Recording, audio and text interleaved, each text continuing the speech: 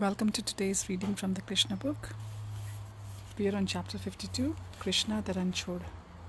Om Namo Bhagavate Vasudevaya. Om Namo Bhagavate Vasudevaya. Om Namo Bhagavate Vasudevaya.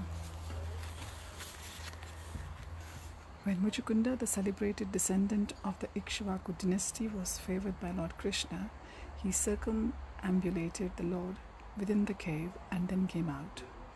On coming out of the cave, Muchukunda saw that the human species had surprisingly been reduced in stature to pygmy size. Similarly, the trees had also been far reduced in size, and Muchukunda could immediately understand that the current age was Kali Yuga. Therefore, without delivering his attention, he began to travel north.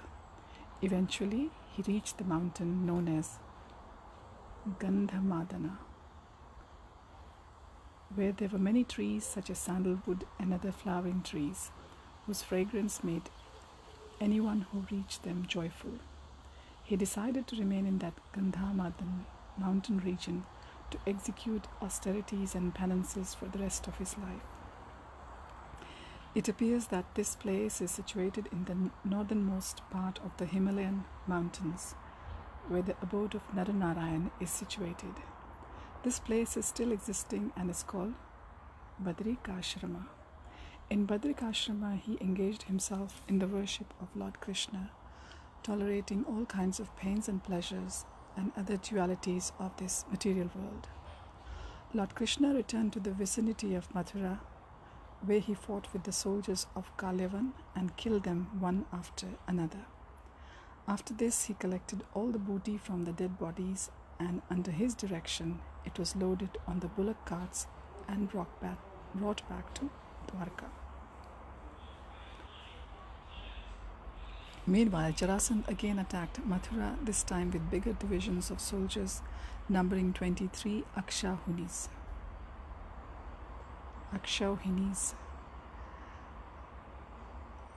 Lord Krishna wanted to save Mathura from the 18th attack of the great military division of King Jarasandha.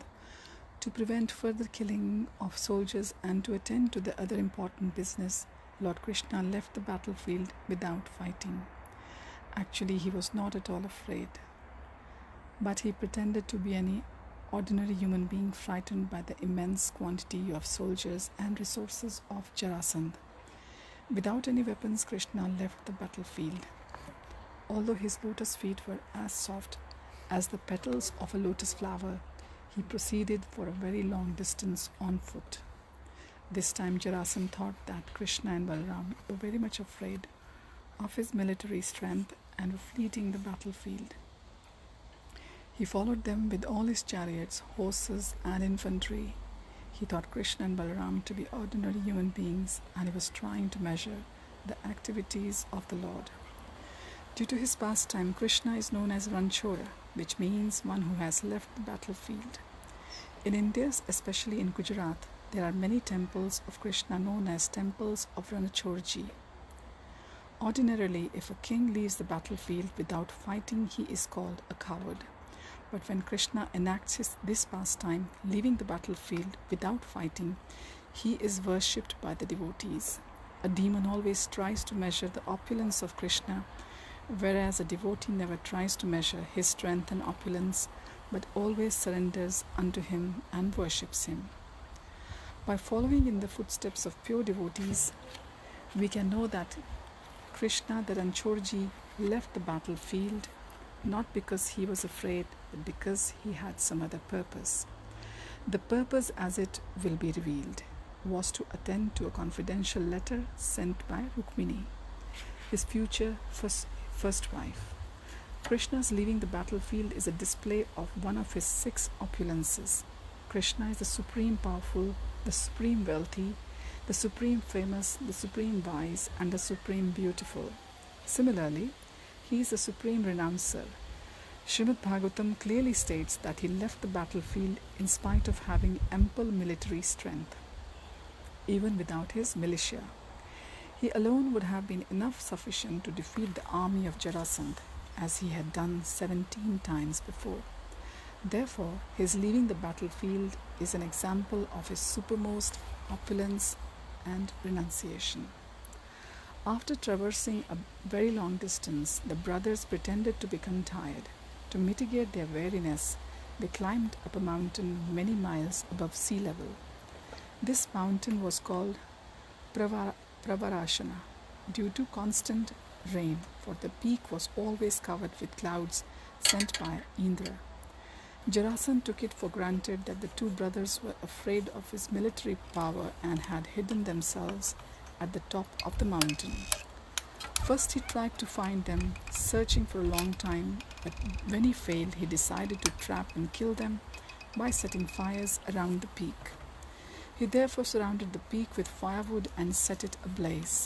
As the fire spread more and more, Krishna and Balaram jumped from the top of the mountain down to the ground, a distance of 88 miles. Thus, while the peak was burning up, Krishna and Balaram escaped unseen by Jarasandha or his men. Jarasandha concluded that the two brothers had burnt to ashes and there was no need of further fighting. Thinking himself successful in his efforts, he left the city of Mathura and returned to his home in the kingdom of Magad. Gradually, Krishna and Balaram reached the city of Dwarka, which was surrounded by the sea.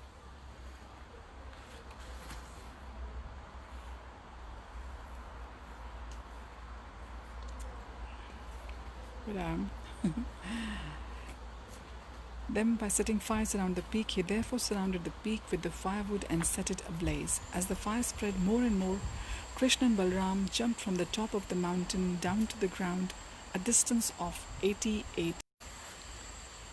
Thinking himself successful in his efforts, he left the city of Mathura and returned to his home in the kingdom of Magad.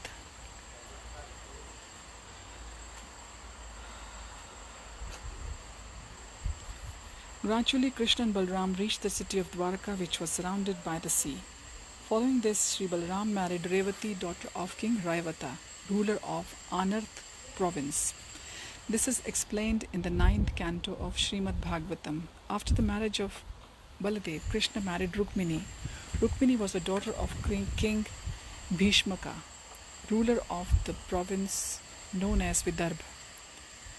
Just as Krishna is the Supreme Personality of Godhead, Vasudev, Rukmini is the Supreme Goddess of Fortune, Mahalakshmi. According to the authority of the Chaitanya Charitamrita, the expansion of Krishna and that of Srimati Radharani are simultaneous. Krishna expands himself into various Vishnu Tattva forms and Srimati Radharani expands herself into various Shakti Tattva forms by her internal potency as multiform of the goddess of fortune. According to Vedic convention, there are 8 kinds of marriage. In the first-class marriage system, the parents of the bride and the bridegroom arrange the marriage date. Then in royal style, the bridegroom goes to the house of the bride and in the presence of the brahmanas, priests and the relatives, the bride is given in charity to the bridegroom. Besides this, there are other systems such as Gandharva and Rakshas marriages. Krishna married Rukmini according to the Rakshas system, since he kidnapped her in the presence of his many rivals like Shishupal, Jarasandha and Shalva. While Rukmini was being given in charity to Shishupal, Krishna snatched her from the marriage arena exactly as Garuda snatched a pot of nectar from the demigods. Rukmini, the only daughter of King Bhishmaka, was exquisitely beautiful. She was known as Ruchiranana, which means one who has a beautiful face expanding like a lotus flower.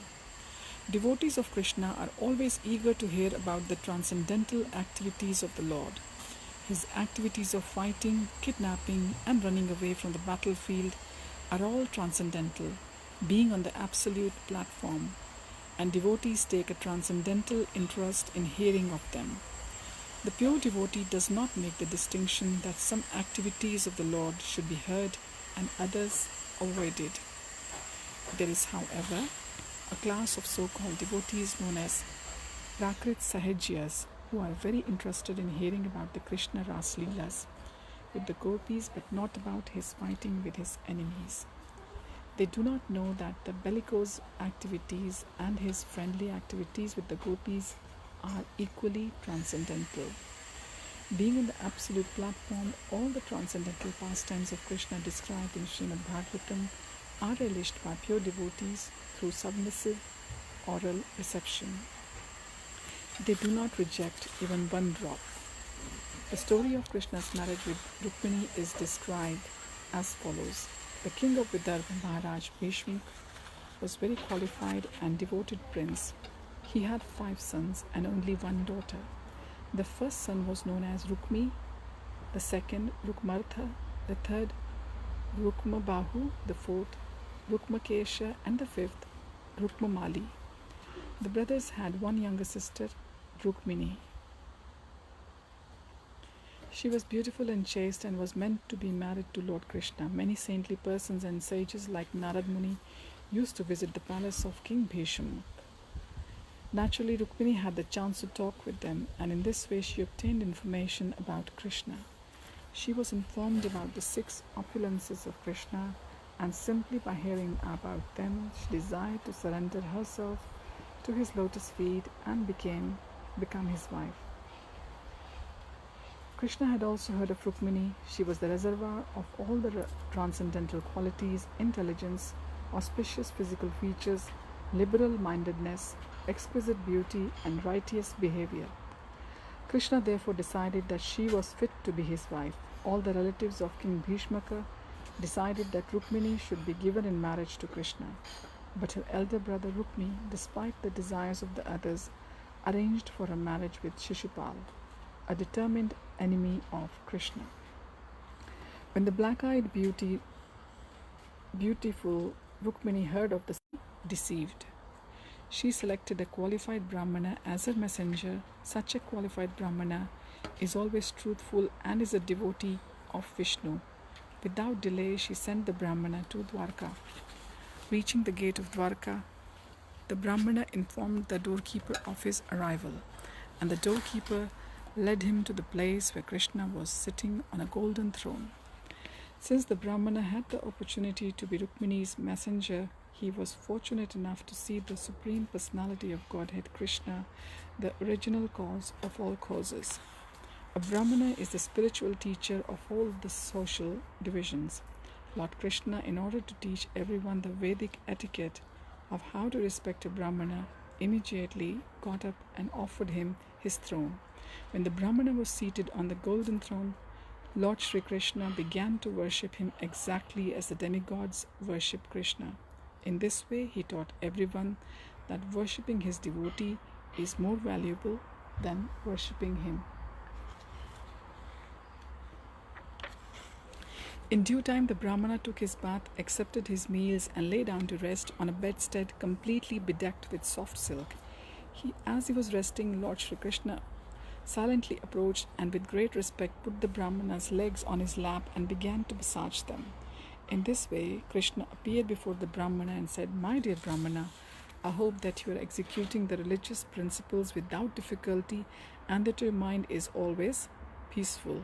Different classes of people in the social system are engaged in various professions, and when one inquires as to the well-being of a particular person, he should do so on the basis of that person's occupation.